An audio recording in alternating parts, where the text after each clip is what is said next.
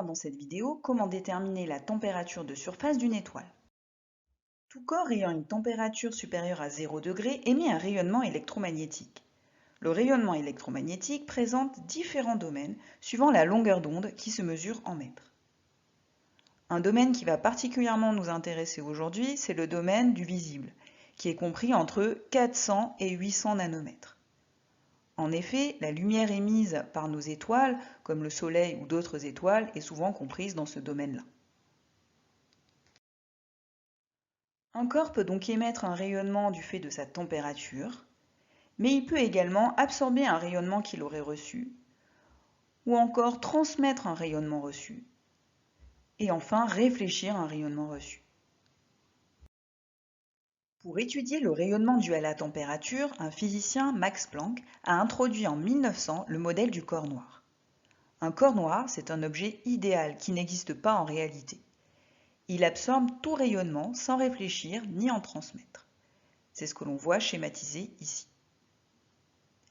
Éclairé, il devrait donc apparaître de couleur noire. D'où son nom, le corps noir.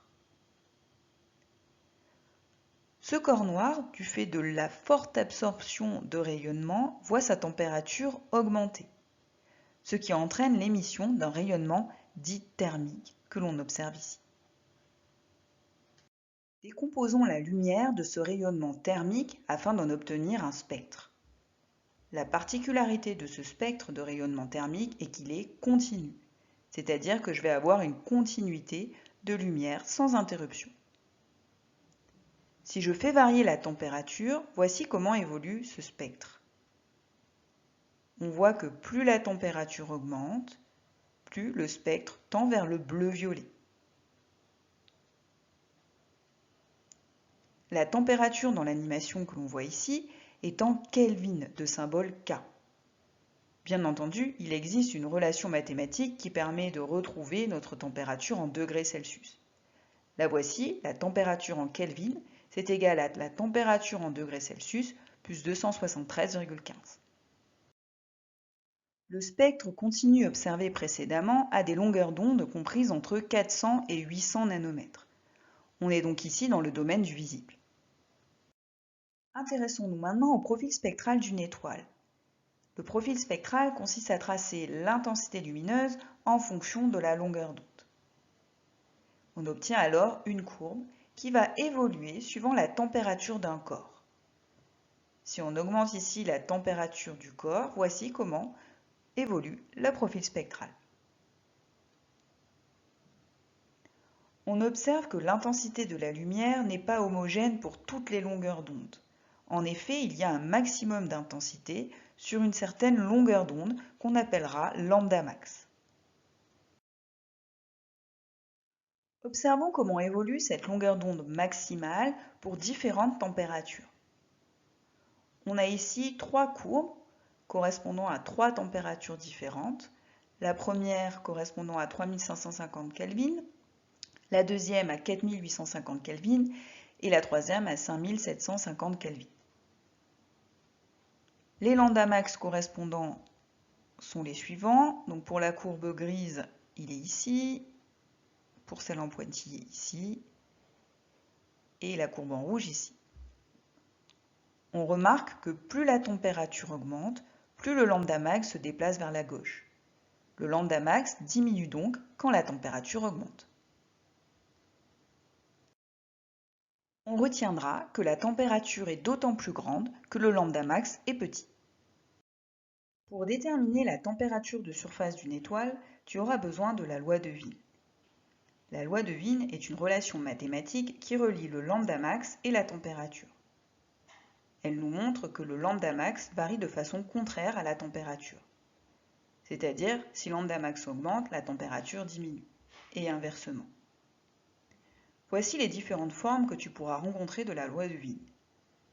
Ce qui change d'une forme à une autre, c'est tout d'abord l'unité du lambda max. On voit que le lambda max dans la formule verte et la orange est en mètres, alors que dans la formule violette et la formule bleue, le lambda max est en nanomètres. Fais donc attention, quand tu utiliseras cette formule, à bien avoir le lambda max dans la bonne unité. La conséquence de ça, c'est que la formule qui relie lambda max et t ne sera pas la même suivant l'unité du lambda max. La deuxième chose qui change d'une formule à une autre, c'est tout simplement sa forme. On voit ici dans la verte et dans la bleue que les formules sont sur une même ligne, alors que dans la violette et dans la orange, on voit une barre de fraction. Voyons tout de suite comment tu devras procéder pour déterminer la température de surface d'une étoile. Pour cela, tu auras besoin du profil spectral de ton étoile afin d'en déterminer le lambda max avec précision. Voici le profil spectral d'une étoile, je repère donc le lambda max. Si ce lambda max tombe pile sur une graduation, alors ta valeur est précise. Si par contre ce lambda max tombe entre deux graduations, il faudra que tu poses un produit en croix afin d'en obtenir une valeur précise. Voici comment poser ton produit en croix. Il faut tout d'abord mesurer une échelle. L'échelle correspond aux valeurs inscrites sur ton graphique.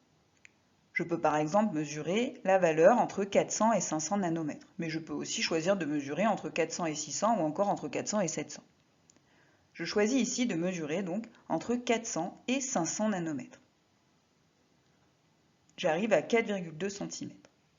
J'écris donc dans mon produit en croix à gauche, donc la valeur la plus grande moins la plus petite, donc j'ai mesuré entre 400 et 500, j'écris donc 500 moins 400 nanomètres, flèche, et ma règle m'a donné donc 4,2 cm. Ceci correspond à l'échelle. À gauche, j'ai les valeurs réelles et à droite, les valeurs schéma.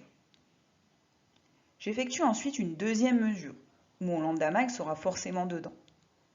Je choisis de mesurer entre 400 et lambda max. Il faut toujours prendre un point de départ. De la même façon, je prends ma règle, je mesure entre ces deux valeurs. Et donc dans mon produit en croix, je vais noter la valeur la plus grande, donc lambda max, moins 400, parce que j'ai mesuré entre lambda max et 400. Et sur ma règle, donc j'ai obtenu 3,4 cm, donc j'inscris 3,4 cm dans la colonne schéma. Il suffit alors de calculer ce produit en croix pour trouver l'inconnu qui est lambda max moins 400. J'ai alors lambda max moins 400 égale 500 moins 400 entre parenthèses fois 3,4 divisé par 4,2. Ce calcul me donne 81 nanomètres.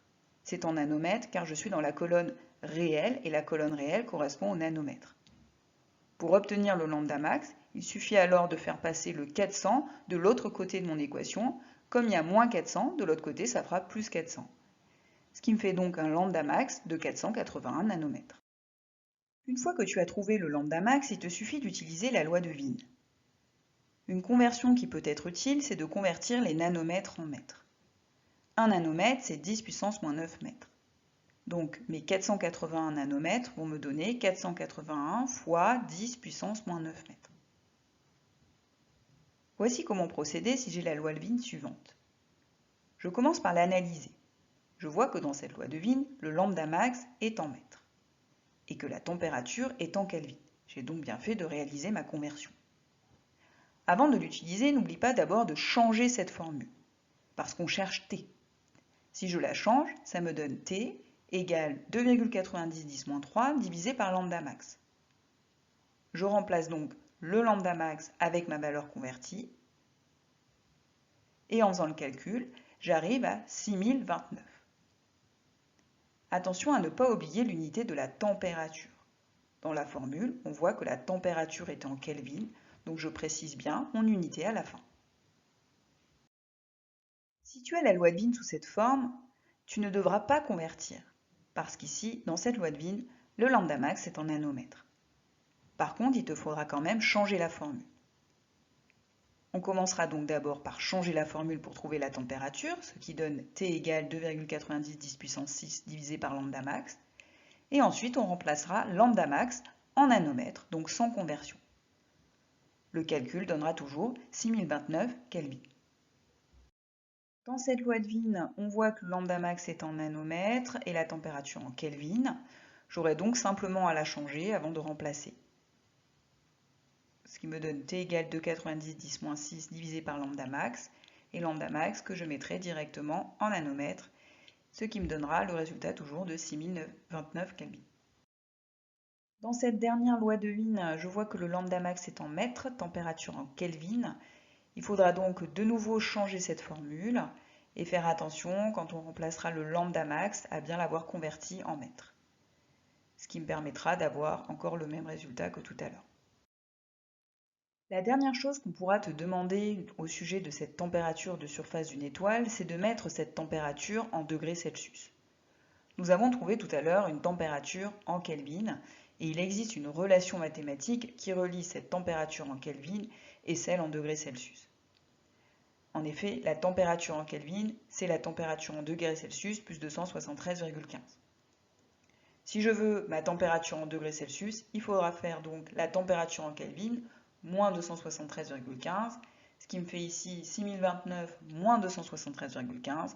On obtient donc 5756 degrés Celsius.